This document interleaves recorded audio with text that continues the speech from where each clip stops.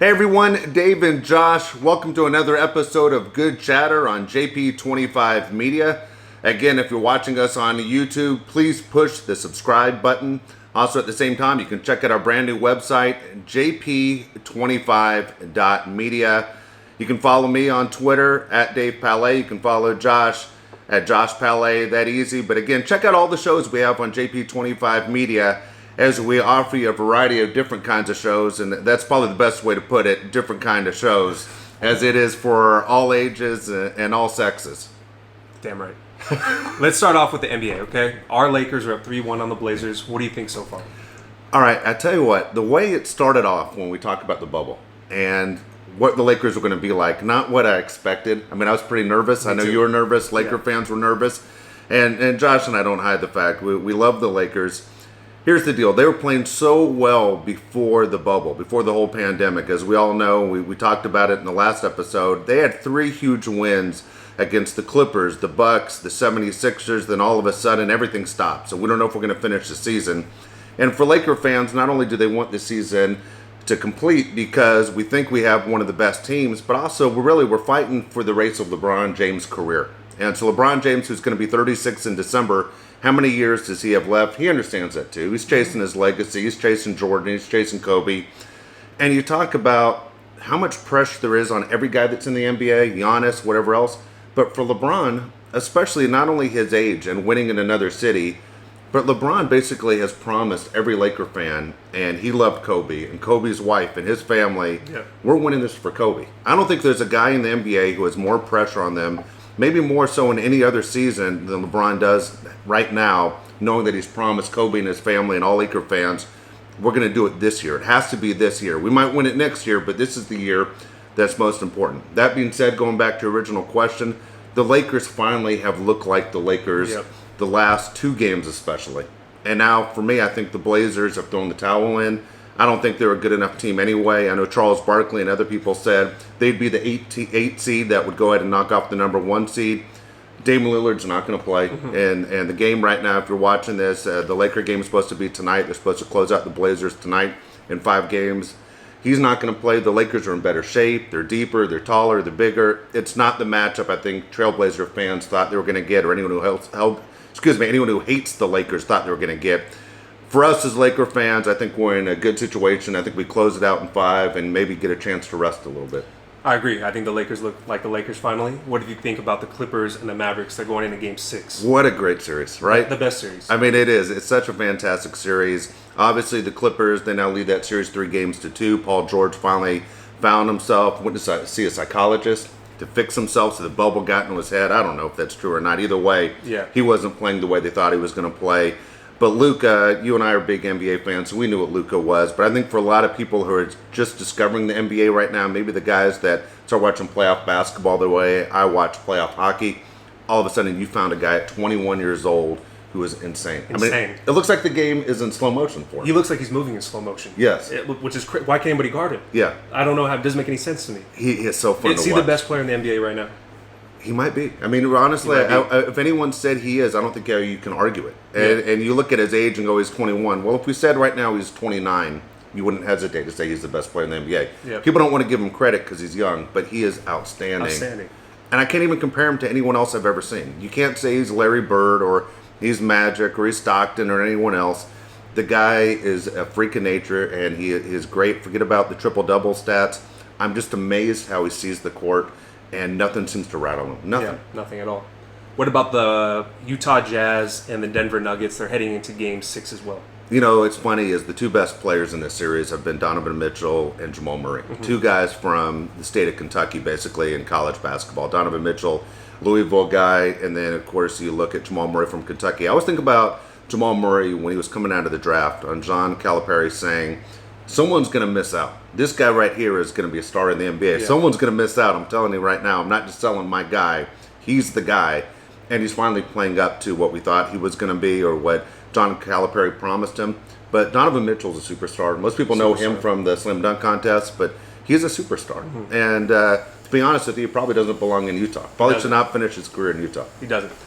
Thunder, Rockets also heading into Game 6. What do you think about that matchup? Boy, I tell you, that was the series I was looking forward to the most because I thought it was the one that there could be an upset. there's so many different storylines, right? With Chris Yeah. Paul and the Rockets saying you aren't the right fit for us, and Russell Westbrook, of course, being injured, and everything that's gone on. James Harden used to wear the Oklahoma City uniform. I'm rooting for Chris Paul in this one. Yeah. And if you're an NBA fan and you want to know which team you look at for the future, man, you look at all the draft pieces that Oklahoma City's going to get for the Paul George trade. Man, they're going to be in good shape. I tell you what, I'm going to go Oklahoma City. I'm going to go in the upset in this one. I'm going to go Oklahoma City wins. I think they face the Lakers in the next round. I think the Utah Jazz, they pull it together, and they're going to face the Clippers in the next round. And unfortunately for us as Laker fans, because I think the one team that really scares us is the Clippers, I still say it's going to be a Clipper-Laker Western Conference final. I agree 100%. Two best teams in the NBA. Absolutely. Yeah. All right, I'm going to ask you about the East right now, and as far as what's going on in the East, you have the Milwaukee Bucks. They're up 3-1 against Orlando. It doesn't look like much of a series. Not much of a series to watch. Mm-hmm. If you're honest, you got to look at what the NBA has done and where they put you on TV when you're going to watch those games. It's the first game. Most people are busy. They don't have time to watch Pacific time, 10 o'clock in the morning. So you look at Giannis, he's a superstar who just won Defensive Player of the Year, probably will win the MVP, and yet nobody's watching his games. Nobody gives a shit. So the next series, though, is a good one, though. Let's say they win. They're going to face the Miami Heat. The Miami Heat, which is going to be a great series. I think the Bucks and Heat is the best series in the next round. I think the Heat beat the Bucks. I think the Heat have the deepest team in the NBA. They're the only team in the playoffs that plays 10 guys a game. I think the Heat are actually going to win the whole Eastern Conference. That's amazing. Yeah. Okay, now here's a good storyline here. Okay, Yeah. Forget about the Clippers and Kawhi.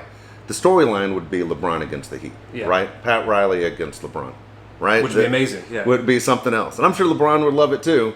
But for the NBA, the best chance of big ratings, if you're not going to get the Bucks and Lakers, meaning Giannis and LeBron, to have the Heat and Lakers, two big media markets in Miami and LA. Yeah, and they match up so bad with the Lakers. I would love for that to happen. I think the Lakers would sweep them. Yeah. All right, the next one on there, you have Raptors, you have the Celtics. Celtics, no problem, obviously, with the 76ers. 76ers a mess. We all know about the changes that are going there. The Raptors lose their best player in Kawhi Leonard, yet the Raptors had a better record than the Clippers did this year. How do you like that series, Raptors and Celtics? You got to give all the credit to Nick Nurse, the Toronto Raptors. I think he's the best coach in the NBA.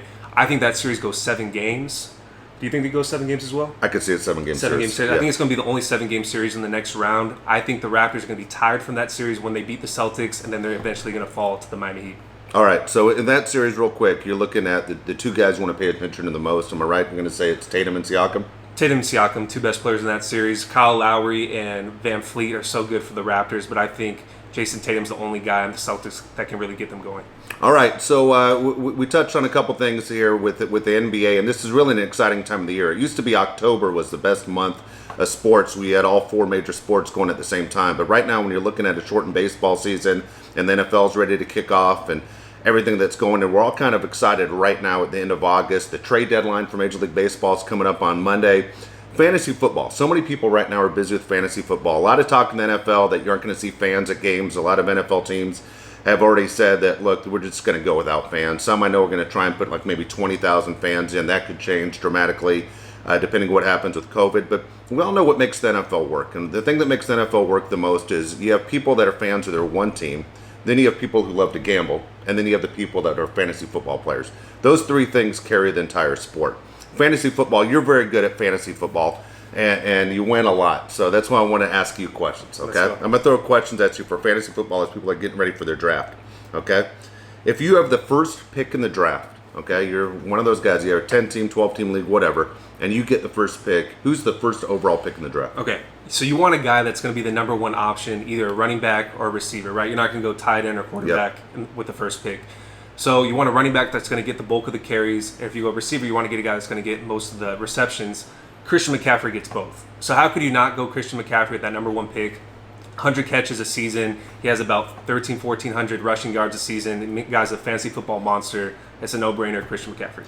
Funny thing is every time I see Christian McCaffrey, and I know a lot of people who are listening are either Charger fans or former Charger fans, and to know that Christian McCaffrey was there and they drafted Mike Williams from Clemson instead, who's hurt again, just unbelievable. We just go, oh my gosh. I mean, the Chargers had an offense at one time where you had Danny Woodhead, and Christian McCaffrey is a better version of Danny Woodhead. Yeah. Like, how did you not say this guy fit perfect in our offense? There, yeah. How did Tom Telesco blow that one? All right. If you're picking a quarterback, okay, and we'll just, for just, shits and giggles here. You have a chance for either Patrick Mahomes or Lamar Jackson. Which one would you take first? Okay, that's such a hard question. I think you have to look at the division they play in, and I think the defenses in the AFC West are a little bit worse than the AFC North. So I'd go Patrick Mahomes. Damian Williams is also out for the season. I think that's a huge deal. I think he's going to be throwing the ball more. They have the second best tight end in the NFL. They got Tyreek Hill. They have so many options through the air. I would go with Patrick Mahomes. Okay, so a lot of people who don't play fantasy football, who get into a league for the first time or think they need to take a quarterback first, fantasy football, the one thing that's a little bit different, we all know in real football, the quarterback's the most important position. Doesn't always work that way in fantasy football. People will jump in and draft a quarterback in the first round. Number one, would you draft a quarterback in the first round? And two, when would you normally take a quarterback?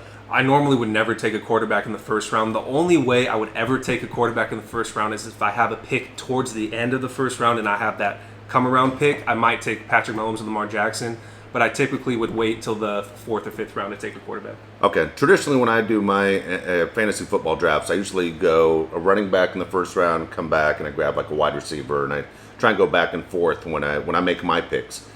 This year, though, and you look at football, the way it has changed dramatically has been how the tight end is so important in the offense. Right now, there are two major tight ends.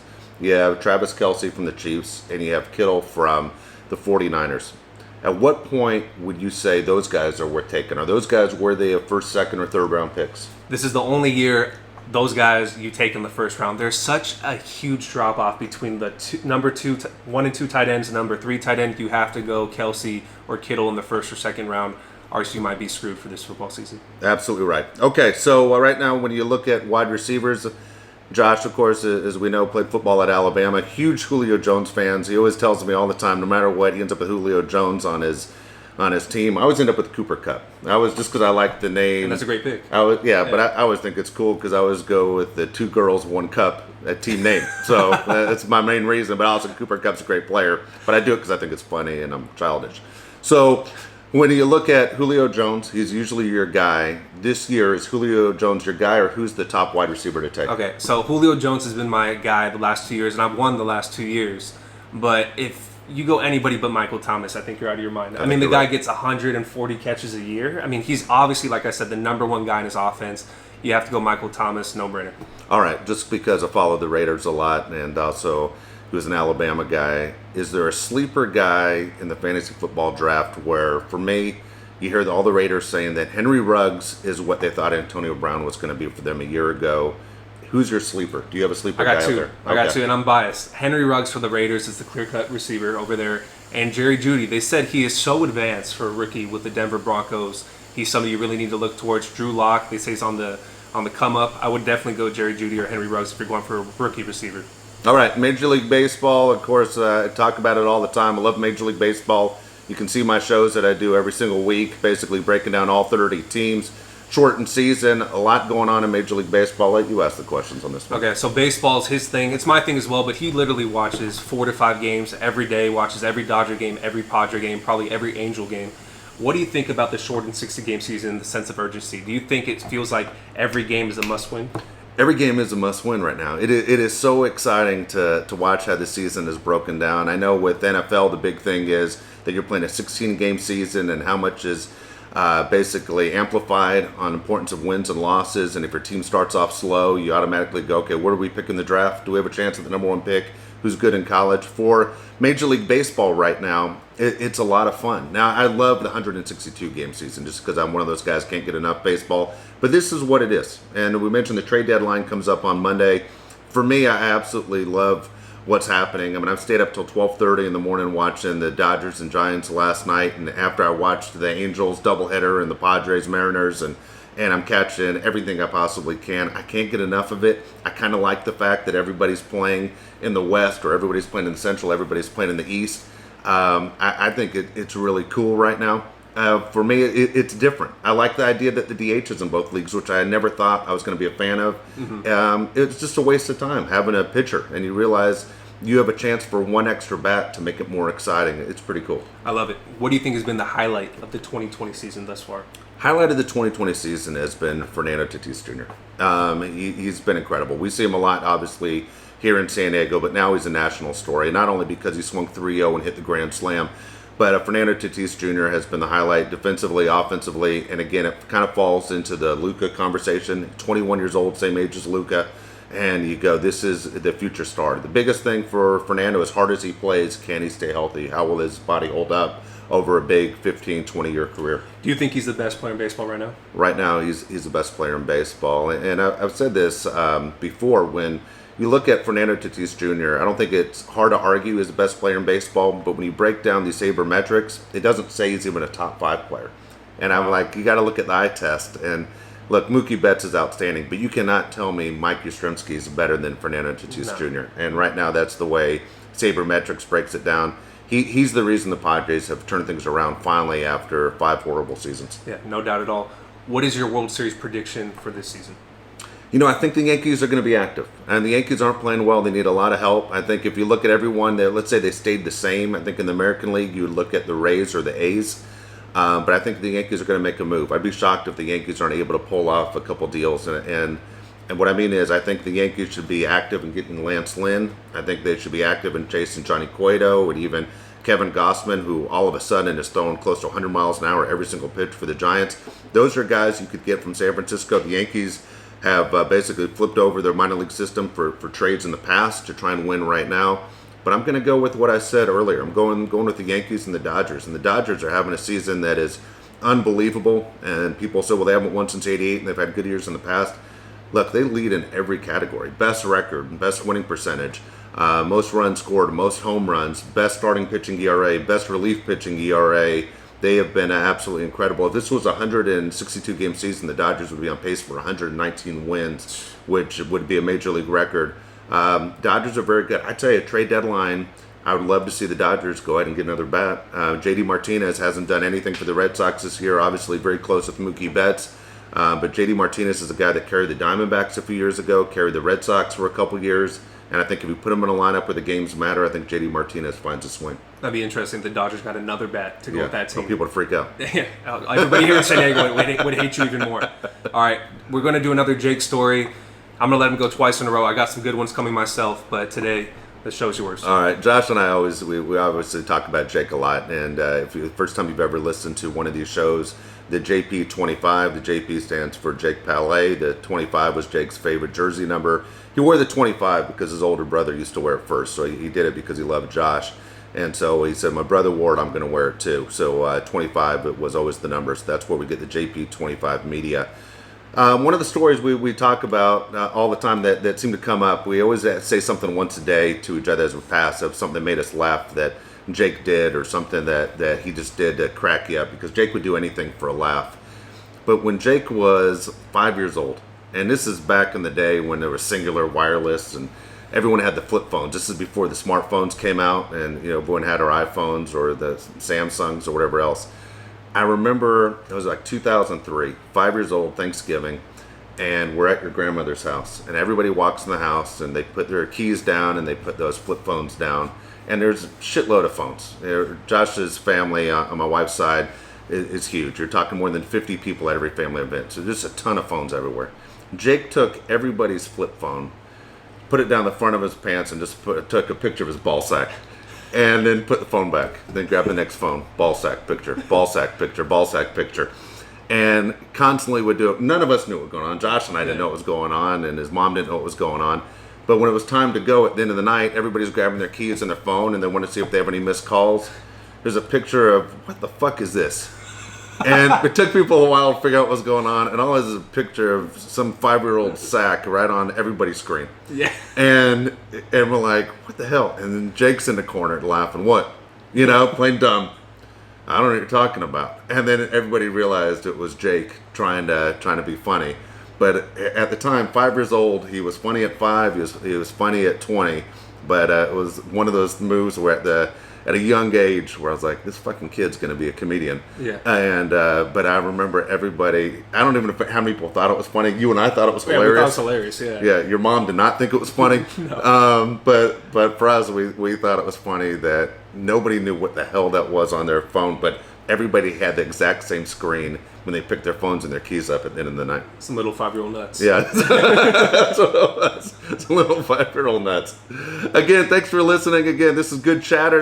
I'm Dave. This is Josh. Again, you can follow us on Twitter at Dave Palet, at Josh Palet. And again, please follow us on social media, JP25 Media. The website, again, jp25.media. And if you're watching on YouTube, please push the subscribe button. Thank you.